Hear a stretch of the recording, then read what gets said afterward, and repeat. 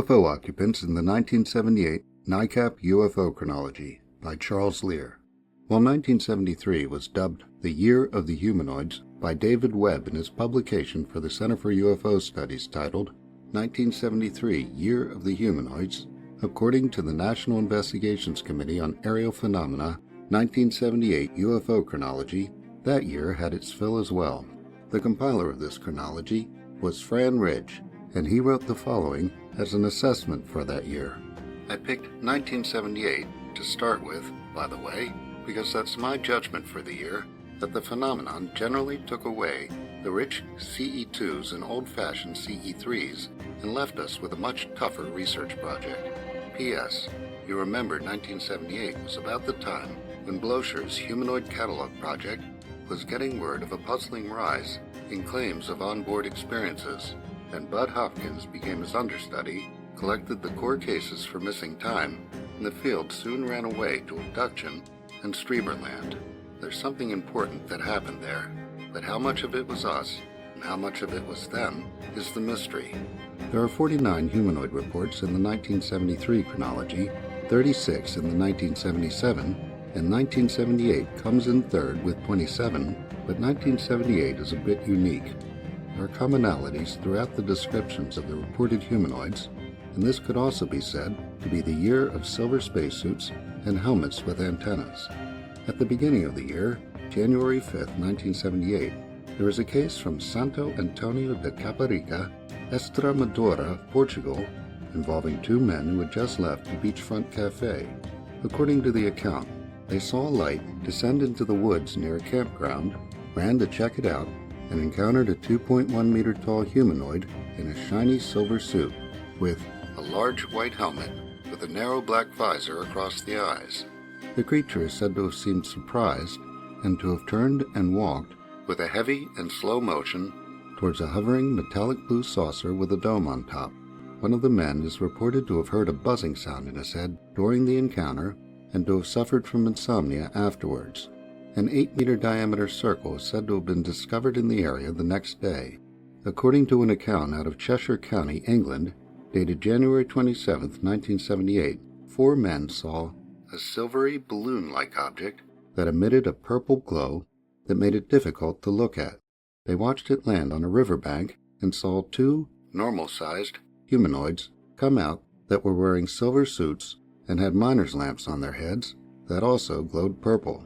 Cows in a nearby field became paralyzed, and the creatures penned one in a metal cage and seemed to measure it. As the men ran away frightened, they felt a strange tingling sensation in their groins. Another case dated February 1st, involving 2 silver-suited creatures, comes from Lincolnshire, England. These creatures were reported to have been seen standing next to a landed disc. May 10th, Pelotas, Rio Grande do Sul, Brazil. A witness reported being grabbed by 2 humanoids in tight-fitting shiny white suits and white helmets that had visors and 2 small antennas on top. After being taken aboard their craft, he reportedly saw 2 female humanoids wearing the same suits and helmets as the others, but they had attractive capes as well. They are described as being taller than the other 2, with shoulder-length hair, 1 blonde and 1 black-haired. The black-haired creature is said to have told him that he was going to be taken to their planet. The witness reportedly declined the invitation and begged to be released, was allowed to go, and watched as the craft took off and left at high speed. July 4th, Mount Etna, Sicily, Italy. A report by 4 Italian Air Force witnesses of a 40-feet diameter saucer with a dome, 2 human-looking creatures with long golden hair, wearing white robes, and 3 or 4 smaller beings with spacesuits and helmets. July 8th, Lemptis, Puy-de-Dôme, France. Witness reported seeing numerous human-like figures wearing helmets and tight-fitting suits through a transparent wall of a landed dome-shaped object. July 11th, 1978, Can Kifra, Ibiza, Spain. 2 young boys reported an encounter with a robot-like creature with a bright metallic body and 2 things like antennas on its head that moved towards them in incredibly long jumps. As they ran away towards a barbed wire fence, they reportedly saw a man that was over 2.5 meters tall, with long black hair and a beard, and wearing a long white cape that was flowing in the wind. They believed both creatures came from a huge landed UFO. August 1st, 1978, Clarksville, Tennessee. A pregnant woman and her husband reportedly saw a UFO hovering outside an upstairs window. The woman is said to have fainted and then to have heard a voice with a Middle Eastern accent telling her to open her eyes. According to the account, when she did, she saw thin, white insect-like creatures in dark jumpsuits in the room. She communicated telepathically with the leader, asking about its origin, panicked, screamed, and started to faint. Moments later, a needle was reportedly inserted into her belly. She passed out and woke up to see the taller creature talking to the others. She is said to have claimed that she saw several helicopters flying around the hovering craft. September 15, 1978, Carpentersville, Illinois. A woman reportedly saw a 6 feet tall man in a silvery suit near a silver domed disc sitting on the grass. September 17, 1978, Cerrita di Siena, Tuscany, Italy. Report of car engine and lights failing, disc landing, 2 humanoids coming out of it and examining car, and then re-entering disc, which then took off.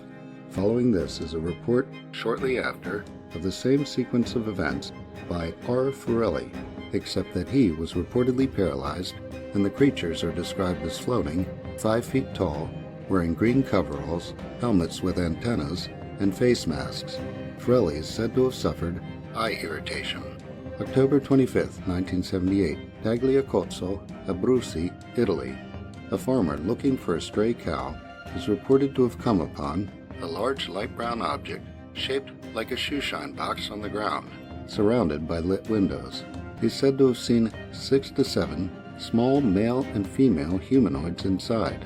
The females reportedly were blonde and had beautiful pink skin and smiled at him, while the males are described as elderly, dark-skinned, and ignoring him. November 25, 1978, Trier, Germany. A metallic oval-shaped object with a flashing red light reported over the car of a German couple with a pregnant 19-year-old American woman named Owens along with them. All are said to have experienced 90 minutes of missing time, with Owens reporting under hypnosis that she was abducted by creatures with huge, bald heads, deep-set eyes, greenish skin, with a roughness like mummy wrapping, and hands with 4 fingers twice the size of a human's. The rest of the chronology seems to indicate that there was a flap in Italy throughout December that culminated with a security guard, Fortunato Zanfretta, claiming with corroborating testimony from his co-workers that he'd experienced a series of abductions from 1978 to 1981 by creatures over 9 feet tall with triangular yellow eyes. Next week, the Italian flap. Charles Lear is the author of The Flying Saucer Investigators, available in its 2nd edition at Amazon.com.